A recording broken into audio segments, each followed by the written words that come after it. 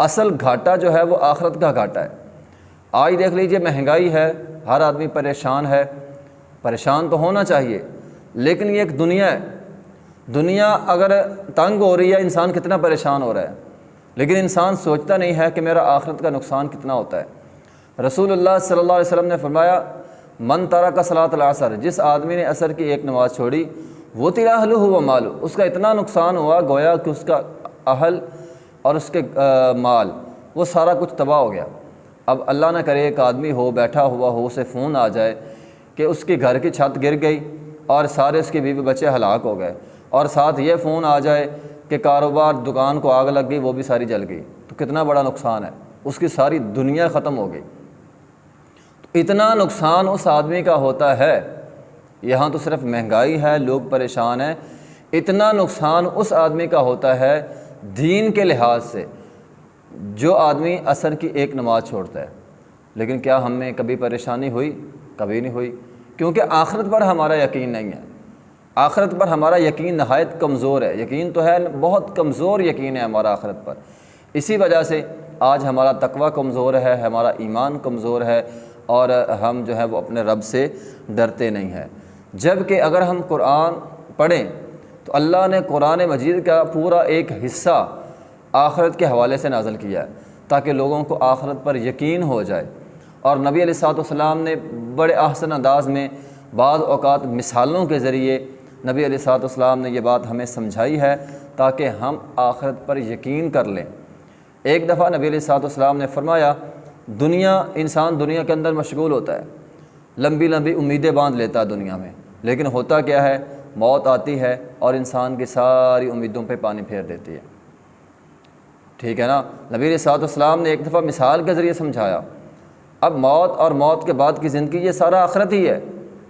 نبی علیہ الصلوۃ والسلام نے ایک دفعہ گول دائرہ لگا دیا، اس کے درمیان میں ایک لکیر کھینچی جو گول دائرے سے باہر جا رہی تھی، اور ساتھ چھوٹی چھوٹی لکیریں اور کھینچ دیں۔ نبی علیہ الصلوۃ والسلام نے فرمایا یہ گول دائرہ انسان کی زندگی ہے، اور یہ لمبی لکیر باہر جا رہی ہے انسان کی امیدیں ہیں۔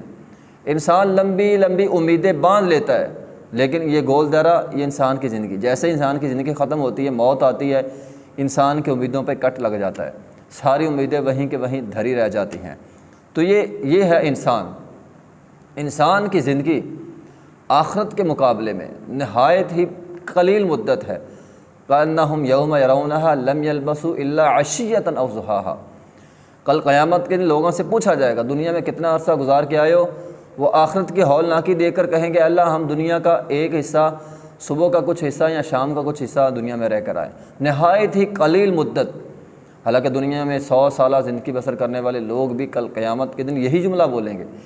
کہ اللہ ہم یا تو صبح کا کچھ حصہ گزار کے آئیں یا شام کا کچھ حصہ گزار کے آئیں، ہمارے پاس تو وقت ہی نہیں تھا، نہایت تھوڑا وقت۔ آخرت کی ہولناکیوں کے مقابلے میں ہماری 100 سالہ زندگی بھی ہمیں بہت تھوڑی معلوم ہوگی۔ اس لیے آخرت پر یقین اور آخرت کی تیاری یہ دنیا کے مقابلے میں زیادہ ہونے چاہیے۔ ہماری دنیا تو ہے ہی وغرتکم الامانش،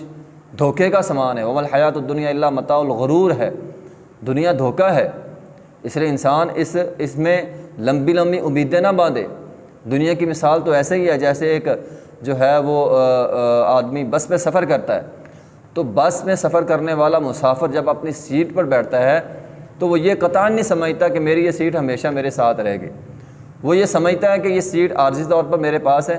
جب میری منزل آئے گی میں نے یہ سیٹ چھوڑ دینی ہے، اور یہ سیٹ جو ہے بعد میں آنے والے کے لیے میں نے خالی کر دینی ہے، اور میں نے اپنی منزل پر اتر جانا ہے۔ اب کبھی کسی نے سوچا ہو سیٹ پہ بیٹھ کے کہ میں یہاں جو ہے وہ بڑی لمبی چوڑی پلاننگ کی ہو، لمبی لمبی امیدیں باندھی ہو، کبھی آدمی یہ نہیں سوچتا اس سیٹ کے حوالے سے۔ تو اسی طرح دنیا ہے، دنیا میں ہم آئے ہیں عارضی طور پہ، ہماری ایک منزل ہے، جو منزل ہماری موت کے بعد شروع ہونی ہے، جو آخرت کی منزل ہے ہماری۔ تو انسان جس طرح بس میں سیٹ پر بیٹھ کر اس سیٹ کے حوالے سے لمبی امیدیں نہیں باندھتا، اسی طرح انسان کو دنیا میں لمبی امیدیں نہیں باندھنی چاہیے، بلکہ دنیا انسان اپنے بعد تھوڑی مدت کے لیے انسان دنیا میں رہتا ہے، اور اس کے بعد جو ہے جب اس کی منزل آ جاتی ہے، موت آ جاتی ہے، اس کے بعد اپنی وہ سیٹ جو ہے بعد میں آنے والے کے لیے چھوڑ دیتا ہے۔ تو یہ دنیا تو ہماری ہے، یہ ہے، اس لیے انسان زیادہ کوشش جو ہے وہ آخرت کی کرے، زیادہ تیاری جو ہے انسان آخرت کی کرے، آخرت کی تیاری ہی اصل تیاری ہے اور آخرت کا گھاٹا ہی اصل گھاٹا ہے۔ اس لیے وبالآخرۃ ہم یوقنون، آخرت پر کامل یقین ہونا یہ تقوی کی علامت ہے۔ تو یہاں اللہ تعالیٰ نے